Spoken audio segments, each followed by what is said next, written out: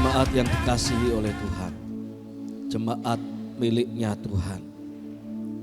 Ibadah raya pagi hari ini kita lakukan dengan pengakuan pertolongan kita datang dari Tuhan, pencipta langit dan bumi serta segala isinya. Tuhan setia dan Dia tidak pernah meninggalkan perbuatan tangannya. Turunlah atas kita sekalian kasih karunia dan damai sejahtera dari Allah Bapa, Allah Anak, dan Allah Roh Kudus dalam ibadah raya pagi hari ini. Hati kami diliputi dengan kerinduan kepada Tuhan. Dan biarlah roh Allah membangkitkan kerinduan itu dari setiap kami yang hadir dalam ibadah raya pagi hari ini. Rindu untuk berjumpa dengan Tuhan, mendengarkan suara-Mu melalui firman-Mu. Rindu untuk mengagungkan Engkau dalam pujian penyembahan kami. Dan biarlah Engkau memenuhi ya Tuhan haus dahaga jiwa kami. Engkau memberkati kami, membawa kami masuk dalam hadirat-Mu yang kudus dan memuliakan itu ya Tuhan. Kami mengucap syukur, berkatilah kami, berkatilah ibadah ini dari awal sampai akhirnya. Di dalam nama Tuhan Yesus kami berdoa. Amin. Selamat beribadah, Tuhan Yesus memberkati kita semua.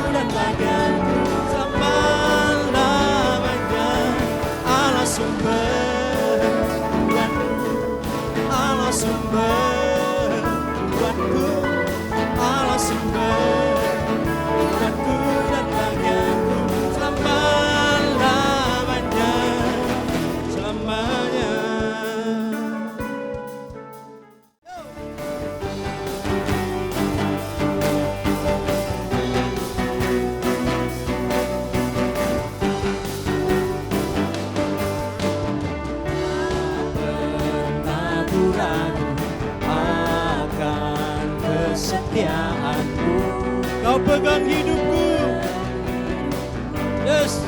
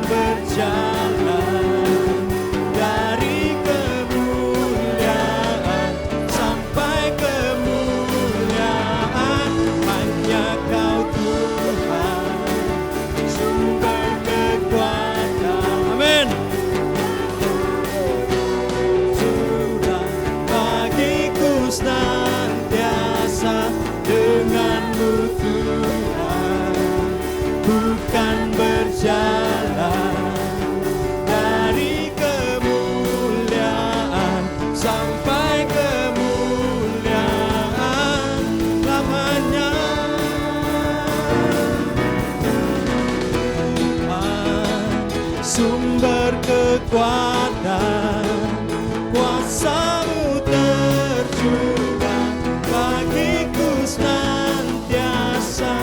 Dengan-Mu Tuhan, bukan berjalan dari kemuliaan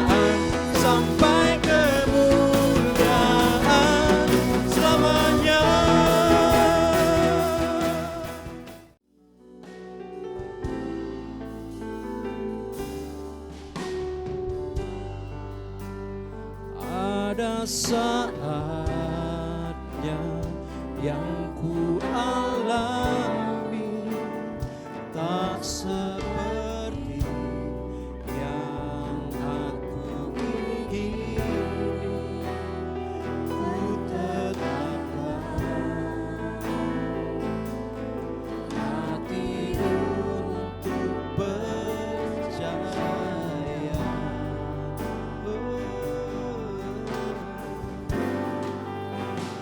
Ada saatnya yang ku hadapi, seringkali aku tak mengerti. Ku memilih untuk tetap setia.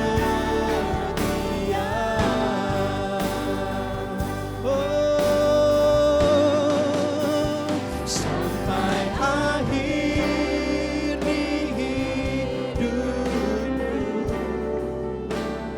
bukan tetap menyembahmu, melayanimu seumur hidupku.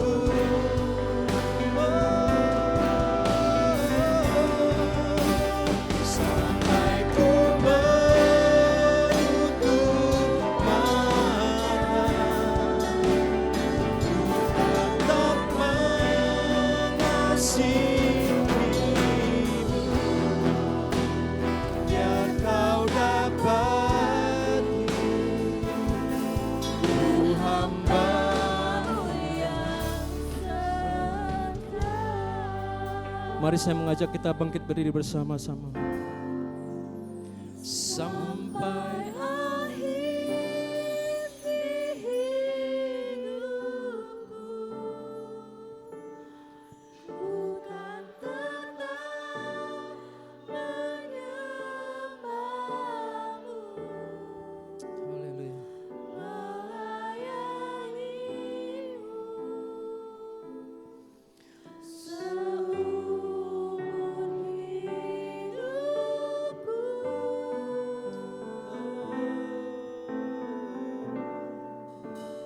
Sampai ku menutup mata,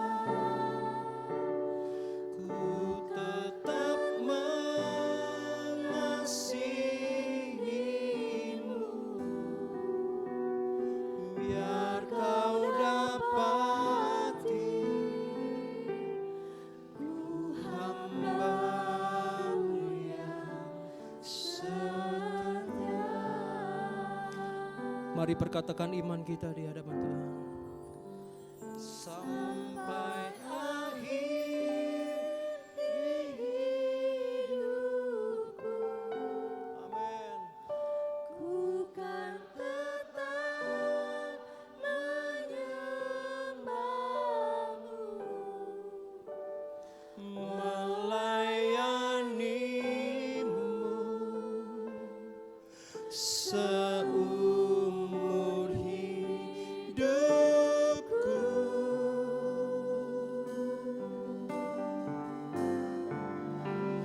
Sampai ku menutup mata,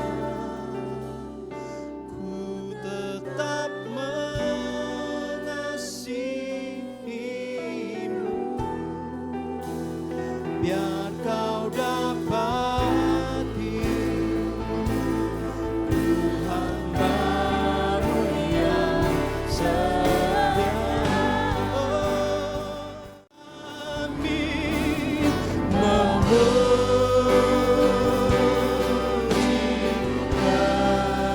rasa, layak Kau disembah Yesus. Ajar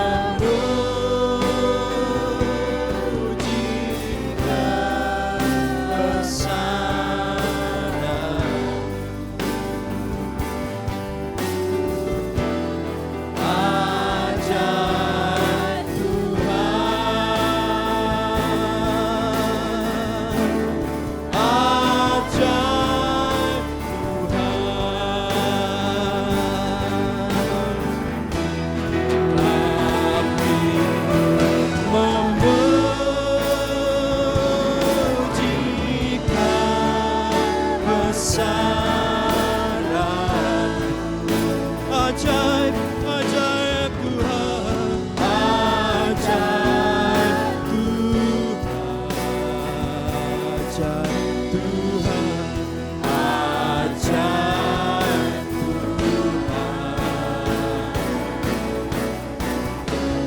Kami memujikan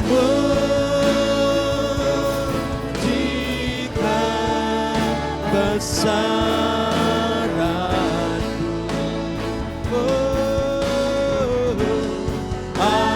Ajaib Tuhan,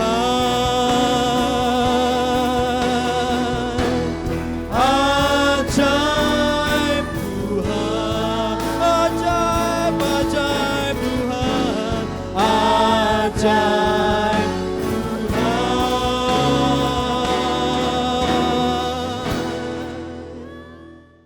Kami memuji, meninggikan nama Tuhan Allah Tritunggal. Kami bersyukur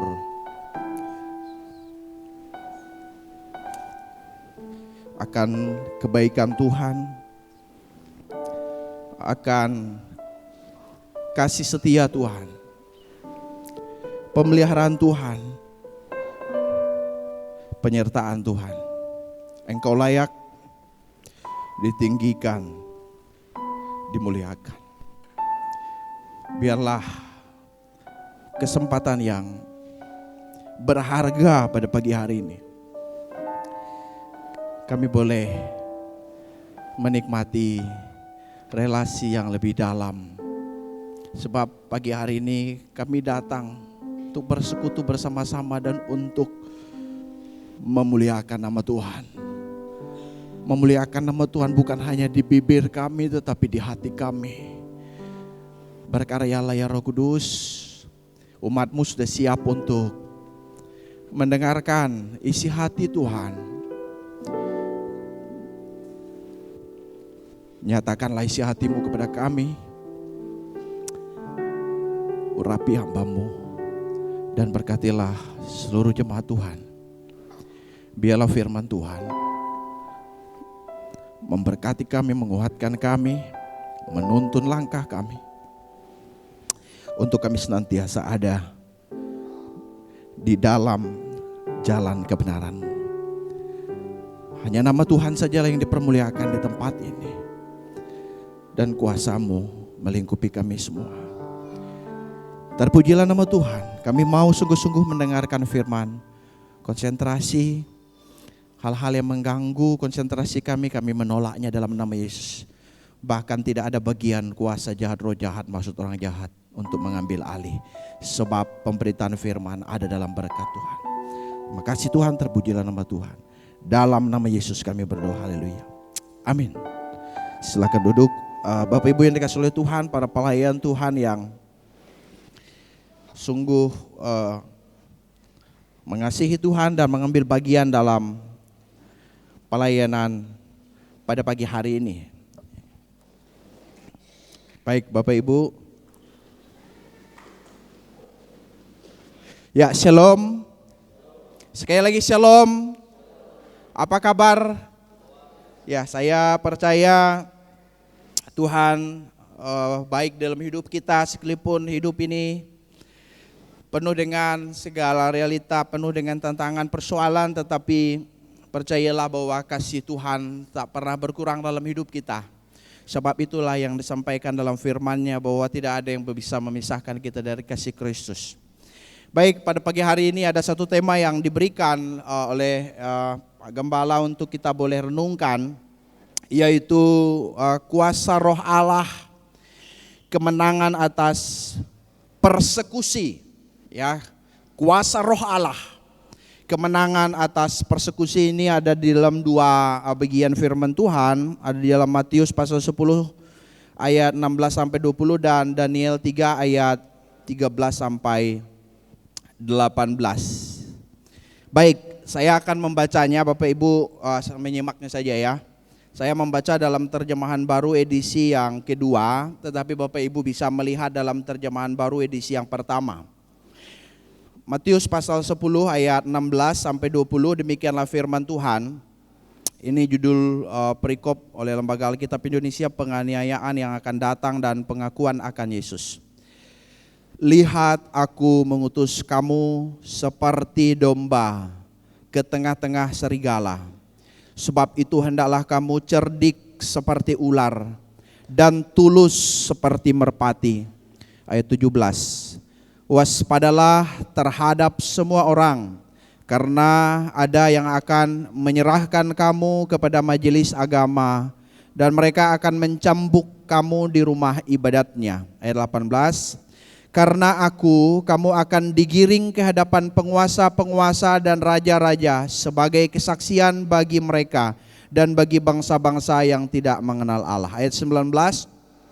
Apabila mereka menyerahkan kamu, janganlah khawatir tentang bagaimana dan apa yang harus kamu katakan, karena semuanya itu akan dikaruniakan kepadamu pada saat itu juga. Ayat yang terakhir 20. Sebab bukan kamu yang berkata-kata, melainkan roh Bapamu, Dia yang akan berkata-kata di dalam kamu. Kita baca di dalam Daniel pasal yang ketiga, ayat 13 sampai 18, demikianlah firman Tuhan. Perhatikan. Ketika itu juga dalam kobaran amarahnya, Nebukadnezar memerintahkan untuk membawa Sadrak, Mesak, dan Abednego menghadap. Setelah orang-orang itu dibawa menghadap raja, berkatalah Nebukadnezar kepada mereka, apakah benar, hai Sadrak, Mesak, dan Abednego, bahwa kamu tidak memuja ilahku dan tidak menyembah patung emas yang kudirikan itu? Ayat 15. Sekarang jika kamu bersedia pada saat kamu mendengar bunyi sangkakala, seruling, kecapi, rebab, gambus, serdam, dan berbagai jenis bunyi-bunyian, sujudlah menyembah patung yang kubuat itu. Tetapi jika kamu tidak menyembah, kamu akan dicampakkan seketika itu juga ke dalam perapian yang menyala-nyala. Dewa manakah yang dapat melepaskan kamu dari tanganku? Ayat 16. Sadrak, Mesak, dan Abednego menjawab Raja Nebukadnezar, tidak ada gunanya kami memberi jawab kepada Tuanku dalam hal ini. Ayat 17. Jika Allah kami yang kami puja sanggup melepaskan kami, Ia akan melepaskan kami dari perapian yang menyala-nyala itu dan dari dalam tanganmu ya Raja. Ayat yang terakhir 18 ya. Tetapi seandainya tidak, hendaklah Tuanku mengetahui ya Raja, bahwa kami tidak akan memuja dewa Tuanku dan tidak akan menyembah patung emas yang Tuanku dirikan itu. Luar biasa ya, nanti kita bisa membaca kisah-kisah yang mengandung nilai-nilai kebenaran, ada pesan-pesan, baik pesan untuk penerima pertama dan juga kita sebagai umat Tuhan yang ada pada saat ini. Bapak Ibu yang dikasihi oleh Tuhan, bulan Agustus itu tema yang diberikan oleh Pak Gembala kepada kita yaitu kuasa roh Allah, kuasa yang memerdekakan di bulan kemerdekaan ini ya. Tetapi hari ini ada satu subtema yang kita mau renungkan. Ada kuasa roh Allah, ya, ada kemenangan atas persekusi di sini ya. Mungkin ada yang asing mendengar istilah ini ya. Kemenangan atas persekusi, dan oleh kuasa Roh Kudus jemaat mengalami kemenangan iman atas persekusi.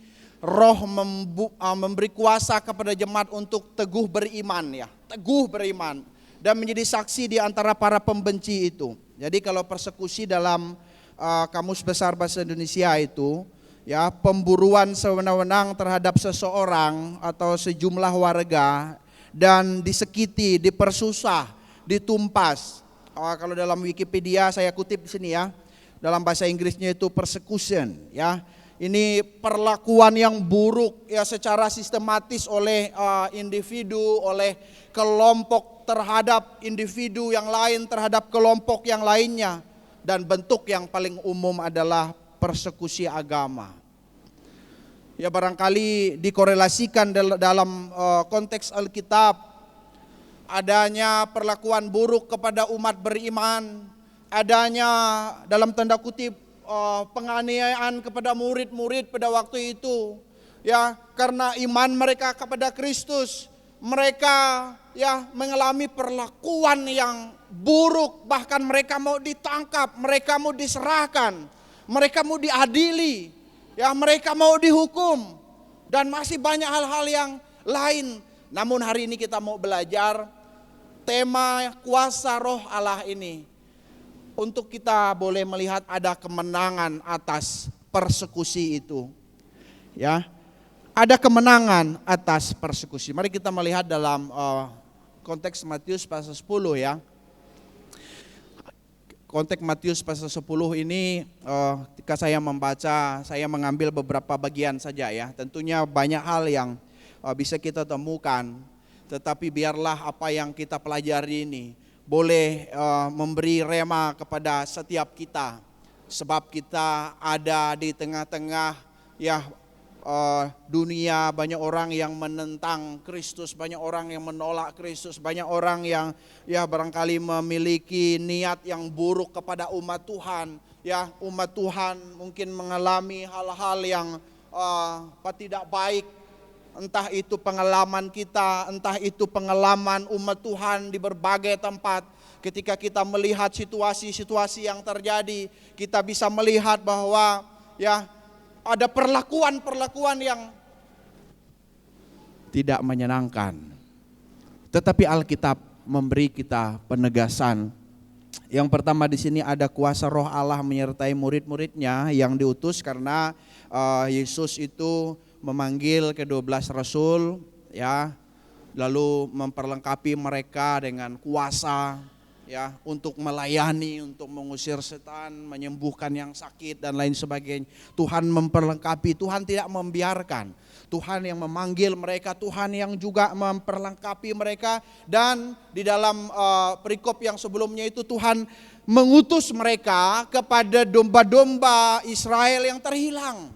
Ya, awal mulanya memang khusus kepada umat Israel. Ya, walaupun nanti di dalam bagian firman Tuhan yang lain juga kepada segala bangsa. Dan kuasa Allah itu menyertai murid-muridnya tentunya. Tetapi walaupun Roh Allah, kuasa Allah menyertai, bukan berarti tidak ada kesulitan ya. Bukan berarti tidak ada tantangan. Bukan berarti tidak ada dalam tanda kutip penganiayaan yang mereka alami. Maka kalau kita melihat di dalam ayat yang ke-16 tadi itu murid-murid yang diutus itu ya. Seperti ya domba. Murid itu diutus oleh Yesus ya.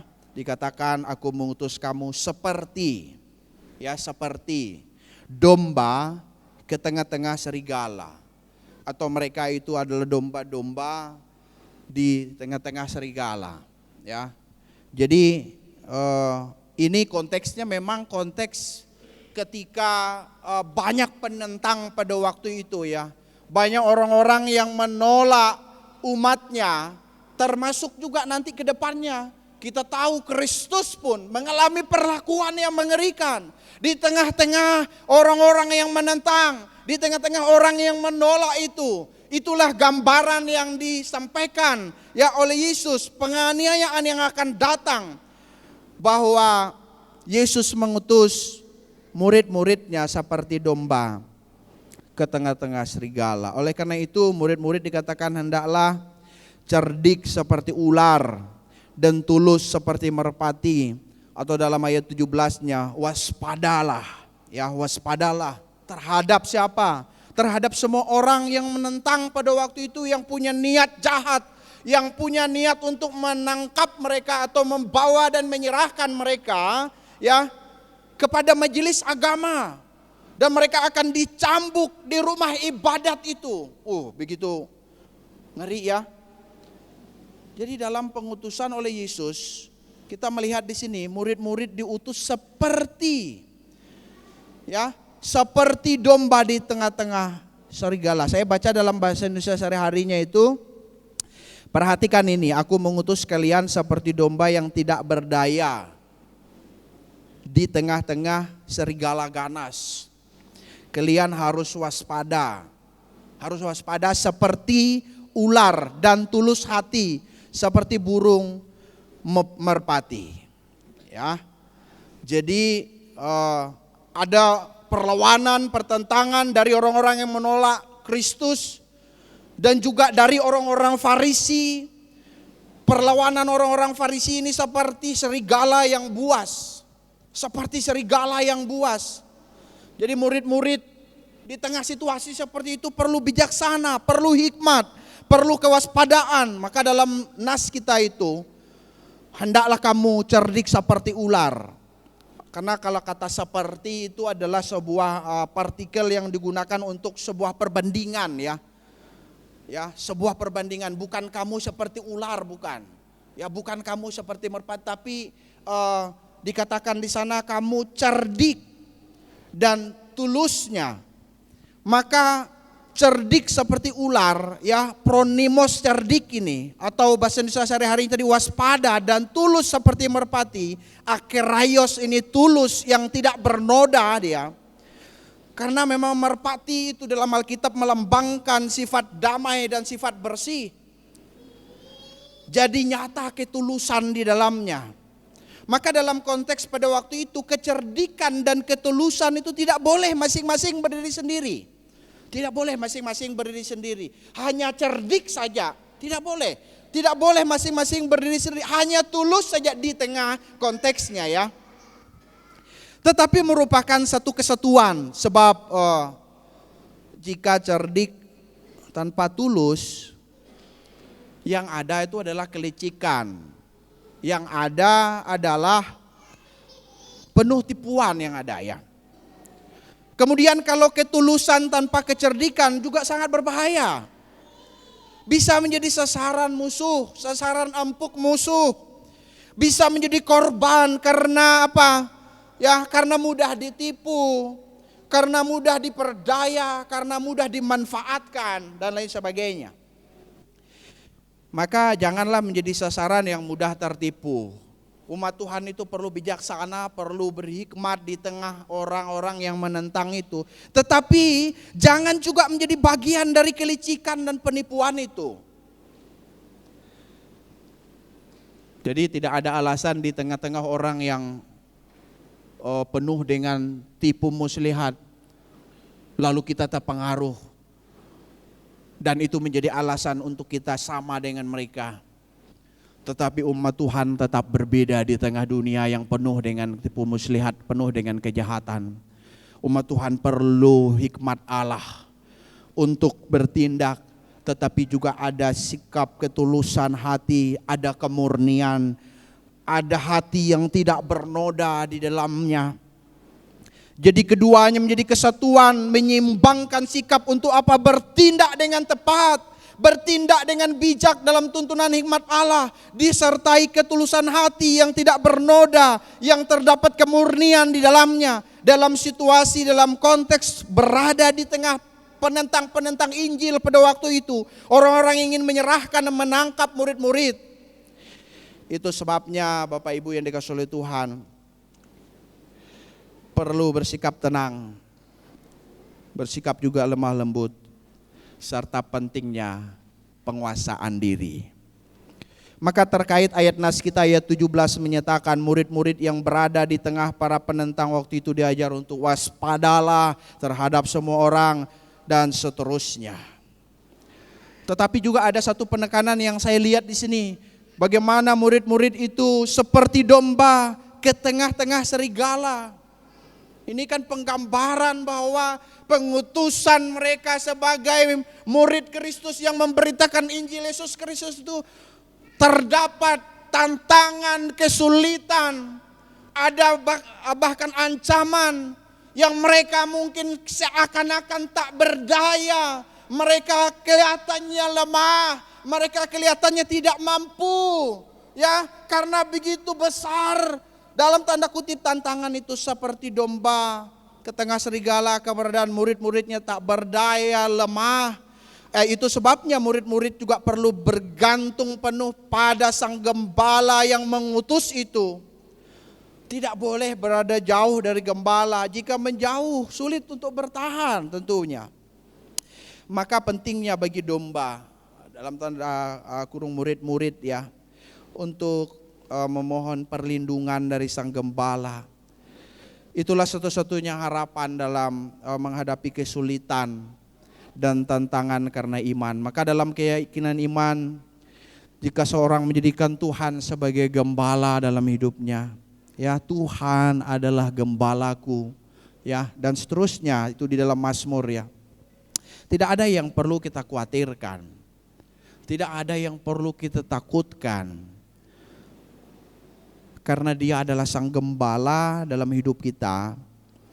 Dia yang mengutus, Dia adalah sang gembala agung. Alkitab menegaskan dalam lembah kekelaman, aku tidak takut bahaya. Sebab apa? Sebab Engkau gembala agung menyertai aku. Kalau Dia menjadi gembala, Dia yang menuntun, Dia mengarahkan, Dia yang menyertai, tidak perlu kita khawatir. Sekalipun ya kita ada di dalam situasi-situasi yang sulit, penuh dengan tantangan. Saya menambahkan juga dalam bagian ini, agak kecil tulisannya. Terdapat tantangan karena iman kepada Kristus. Terdapat tantangan karena iman kepada Kristus. Ya. Jadi kita melihat di sini panggilan Allah itu untuk terlibat dalam ladang Tuhan tidak terlepas Bapak Ibu dari yang namanya tantangan. Tetapi sesuai dengan tema kita, Roh memberi kuasa kepada jemaat untuk teguh beriman. Sekalipun ada tantangan, ada Roh Allah yang memberikan kuasa ya untuk teguh beriman. Di tengah tantangan yang konteksnya itu kita bisa lihat tadi itu ya. Terdapat kesempatan untuk menjadi saksi Kristus dan berserah pada tuntunan dan kuasa Roh Allah dalam menjalani dan menghadapi tantangan tersebut. Roh Allah berkarya dalam kehidupan murid-muridnya. Maka kalau kita melihat ayat-ayat selanjutnya, justru ketika mereka diperhadapkan di dalam pengadilan itu, ya mereka tidak perlu khawatir akan apa yang mereka sampaikan, akan apa yang mereka jawab, ya. Bukan berarti mereka tidak perlu mempersiapkan diri. Seperti ayat sebelumnya tadi, mereka perlu bijaksana, tetapi ya dalam menghadapi situasi yang sulit itu tidak perlu khawatir. Maka ada Roh Allah yang menolong mereka sehingga mereka dengan hikmat Allah bisa menjawab, bisa berkata-kata. Jelaslah di sini bahwa kuasa Allah atau Roh Allah itu nyata dalam kehidupan umat beriman. Termasuk juga saya catat di sini bahwa di tengah-tengah tantangan dan penganiayaan itu terdapat kesempatan untuk apa? Menjadi saksi Kristus. Untuk apa? Memberitakan kabar baik. Untuk apa? Untuk menyampaikan Injil Yesus Kristus di tengah para penentang, orang-orang yang membenci umatnya dan membenci Kristus. Jadi ada maksud Tuhan. Oleh karena itu kita perlu ya menjadi saksi di tengah-tengah kehidupan yang penuh dengan tantangan, penuh dengan kejahatan. Bapak Ibu itu adalah utusan-utusan Kristus. Bapak Ibu itu adalah saksi-saksi Kristus. Kita bukan orang sembarangan sebenarnya. Kita adalah orang-orang yang spesial. Bahkan Alkitab berkata, kita berasal dari sorga, kita bukan berasal dari dunia ini. Sebab kita adalah utusan-utusan Kristus. Luar biasa ya. Kita adalah saksi-saksi Kristus. Ya, jadi kalau ada tantangan-tantangan iman itu, biarlah di tengah tantangan-tantangan iman itu, oleh kuasa Allah yang ada di dalam hidup kita, kita boleh ya berkarya untuk menjadi saksi Kristus. Coba kasih tahu kiri kanannya, Bapak Ibu itu orang luar biasa karena Bapak Ibu adalah saksi-saksi Kristus. Oh ya, kita adalah utusan-utusan Kristus. Amin. Kita adalah ya saksi-saksinya Kristus. Untuk apa? Untuk memberitakan ya kabar baik. Untuk apa? Untuk menjadi saksi Kristus, untuk menyampaikan kabar baik Injil Yesus Kristus. Roh memberi kuasa kepada jemaat untuk menjadi saksi di antara para pembenci. Bahkan kalau saya menambahkan di dalam ayat yang ke-22, ada masih banyak yang lain kalau kita mau lihat ya, ayat 22 ya. Di sana dikatakan orang yang bertahan sampai pada kesudahannya akan diselamatkan. Ada kesetiaan yang perlu dalam pengiringan kita kepada Tuhan. Jadi pentingnya memiliki kesetiaan sampai akhirnya, bertahan sampai pada kesudahannya, sampai selesai. Jangan berhenti di tengah jalan. Sekali Yesus, selamanya Yesus, ya inilah dia. Adakah yang menggoncangkan iman kita? Adakah yang membuat kita lemah dan merasa sulit untuk bertumbuh dalam iman?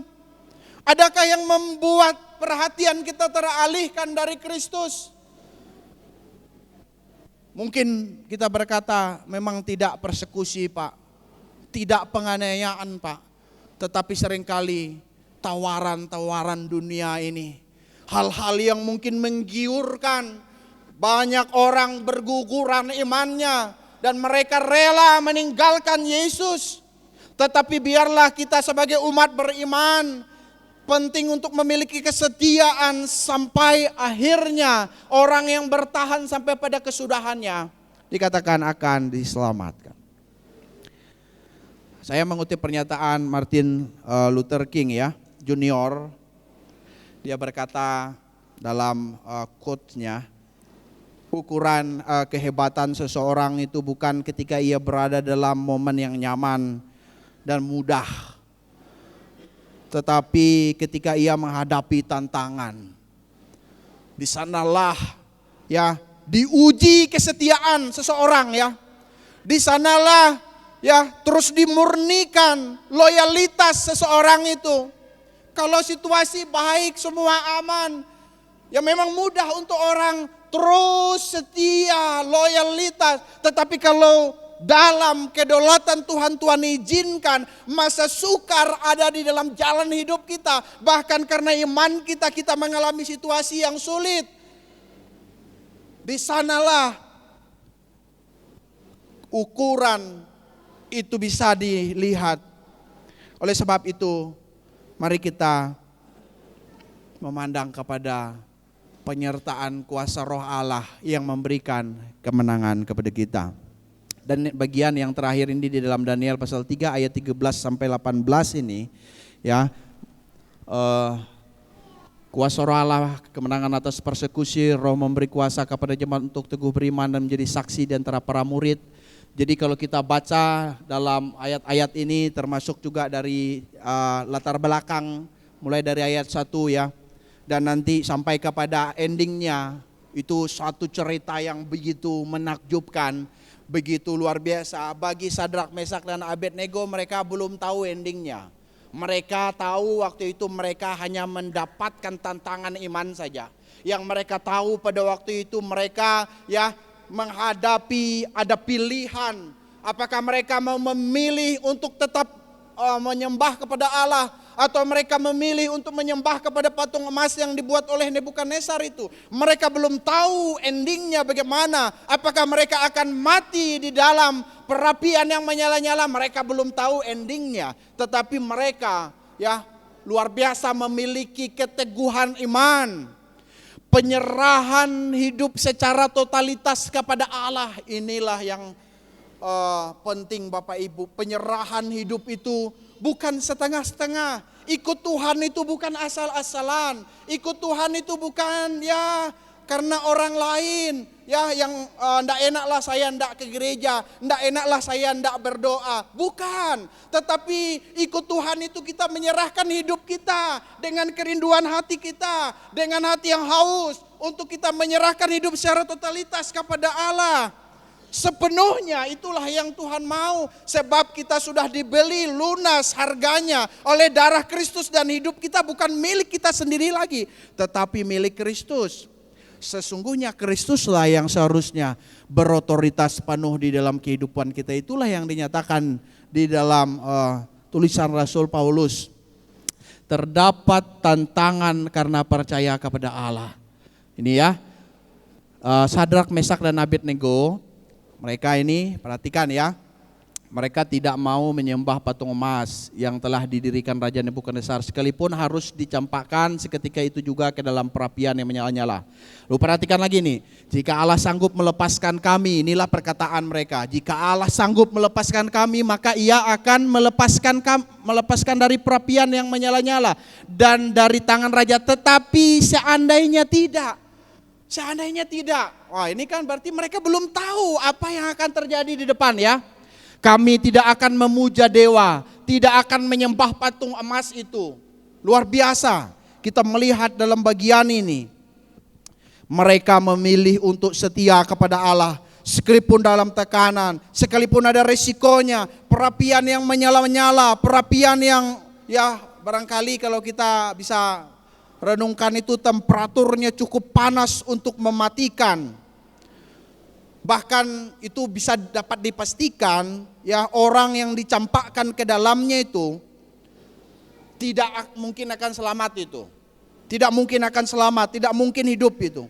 Bahkan ayat 19, waktu meluap kegeraman Nebukadnezar, diperintahkannya supaya perapian itu dibuat 7 kali lebih panas dari yang biasanya. Bayangkan, ini bukan kompor gas biasa itu ya, lilin apinya gitu, panas, enggak, bukan. Ini panasnya itu sudah dipastikan, ya temperaturnya itu mematikan itu, orang yang ditampakkan ke sana pasti mati. Apalagi karena amarah Nebukadnezar, ditambah lagi dikatakan di sana 7 kali lebih panas dari yang biasanya. Bahkan dikatakan dipanaskanlah perapian itu dengan luar biasa sehingga nyala api itu membakar mati orang yang mengangkat Sadrak, Mesak dan Abednego. Orang yang mencampakkan Sadrak, Mesak dan Abednego itu saja karena dipanaskan itu mati. Mengerikan ya. Adakah peluang bagi Sadrak, Mesak dan Abednego untuk sujud menyembah patung emas? Adakah peluang? Bisa saja ya. Adakah pilihan bagi mereka daripada mati ini, daripada dibakar ini di dalam perapian ini, lebih baik ya udahlah sujud sajalah, tapi nanti bertobat lagi begitu. Tuhan tahulah situasi udah darurat nih ya. Adakah pilihan itu? Bisa saja pilihan itu muncul. Tetapi mereka memilih untuk tidak melanggar perintah Tuhan. Jangan ada padamu Allah lain di hadapanku. Hati mereka lurus. Ya, totalitas hidup mereka bersembahkan kepada Allah. Itulah yang terlihat. Lalu kita melihat di sini, apakah mereka tahu pasti mereka tidak terbakar di perapian itu? Mereka dilepaskan atau tidak dilepaskan? Tetapi yang luar biasa, mau Tuhan melepaskan mereka atau tidak melepaskan, mereka tetap menyembah Allah, memuji Allah. Kita memang melihat dalam ayat-ayat selanjutnya Sadrak, Mesak, Abednego jatuh ke dalam perapian yang menyala-nyala itu dengan terikat. Kemudian kita melihat Raja Nebukadnezar terkejut dan berkata kepada para menterinya, bukankah 3 orang yang telah kita campakkan dengan terikat? Betul kata mereka, betul 3 orang tadi. Tetapi kok Raja Nebukadnezar melihat ada 4 orang yang kulihat berjalan-jalan dengan bebas di tengah-tengah api itu. Mereka tidak terluka. Dan yang keempat itu rupanya seperti anak dewa. Dan seterusnya nanti kita bisa baca. Ayat 26 sampai ayat 29 ini kelepasan yang mereka alami yang luar biasa yang kita lihat di sini. Pembebasan oleh Allah yang merupakan kemenangan iman pada waktu itu. Ada pertolongan Tuhan, ada perlindungan Tuhan, ada penghiburan. Sehingga tujuannya apa? Tujuannya supaya nama Allah Israel itu dimuliakan. Ini pengalaman khusus ya Bapak Ibu. Pengalaman khusus ini berbicara tentang tidak seorang pun bisa membelenggu jika Allah ingin membebaskan. Tidak ada. Kalau Allah mau membebaskan, tidak ada yang bisa membelenggu. Tetapi kalau Tuhan izinkan, itu kedaulatan ada di dalam tangan Tuhan. Oleh karena itu kita perlu setia, percaya, dan yakinlah bahwa segala yang dilakukan Tuhan adalah yang terbaik. Maukah kita setia, sekalipun ada harga yang harus dibayar? Maukah kita terus memiliki keteguhan iman? Maukah kita menyerahkan hidup kita secara totalitas kepada Tuhan? Saya menambahkan di dalam Roma pasal 8 ayat 35 sampai 39 di sana dikatakan bahwa kita lebih dari orang-orang yang menang. Apakah lebih daripada orang-orang yang menang itu lepas dari ketelanjangan, penderitaan, pergumulan, bahkan dalam tanda kutip aniaya? Tidak, Bapak Ibu. Namun penderitaan bahkan kematian sekalipun, karena ada para martir yang mati syahid, tidak menggagalkan kasihnya dalam kehidupan kita. Dalam penindasan dikatakan, atau kesesakan, atau penganiayaan, atau kelaparan, atau ketelanjangan, atau bahaya, atau pedang. Seperti ada tertulis, oleh karena engkau kami ada dalam bahaya maut sepanjang hari. Kami telah dianggap sebagai domba-domba sembelihan. Tetapi Bapak Ibu, dikatakan kita tak terpisahkan dari kasih Kristus. Siapa yang dapat memisahkan kita dari kasih Kristus? Hal-hal yang tadi saya sebutkan tidak bisa. Kasih Kristus tidak berkurang dalam kehidupan kita. Kalau manusia bisa saja berkurang kasihnya, tetapi ingatlah kasih Kristus tidak berkurang. Lebih daripada orang-orang yang menang juga dalam bagian ini, artinya kemenangan kita oleh Dia yang telah mengasihi kita. Kemenangan kita ada di dalam Kristus karena kita dibawa di dalam jalan kemenangannya. Di dalam 2 Korintus 2 ayat 14, tetapi syukur bagi Allah yang dalam Kristus selalu membawa kami di jalan kemenangannya. Dengan perantaraan kami Ia menyebarkan keharuman pengenalan akan Dia di mana-mana. Dan justru kita ada di dalam jalan Kristus, kita menjadi berkat. Kita membawa bau harum Kristus di tengah-tengah dunia ini.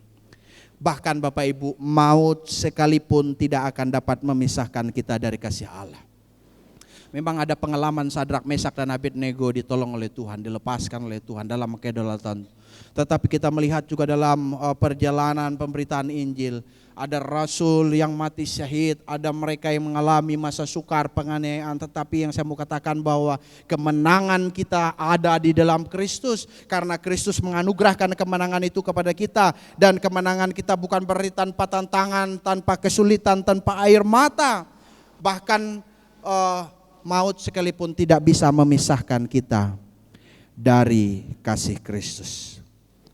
Ada satu penegasan di sini. Mari kita baca bersama-sama 2, 3. Memiliki loyalitas, pengabdian diri hanya kepada Tuhan. Billy Graham pernah membuat satu statement, kita harus memahami apa implikasi kata percaya. Kata itu berarti berkomitmen. Kalau kita percaya kepada Kristus, biarlah ada komitmen di dalam hidup kita untuk kita boleh memiliki kesetiaan kepada Kristus. Oleh karena itu pada pagi hari ini renungkan firman Tuhan ini. Biarlah dalam hidup ini yang penuh dengan tantangan iman, biarlah kita tetap teguh di dalam iman. Biarlah kita percaya akan kuasa Roh Allah untuk memberi kemenangan atas persekusi. Oleh kuasa Roh Allah jemaat mengalami kemenangan iman. Roh Allah memberi kuasa kepada jemaat untuk teguh beriman dan menjadi saksi di antara para pembenci. Biarlah firman ini boleh menjadi berkat bagi kita.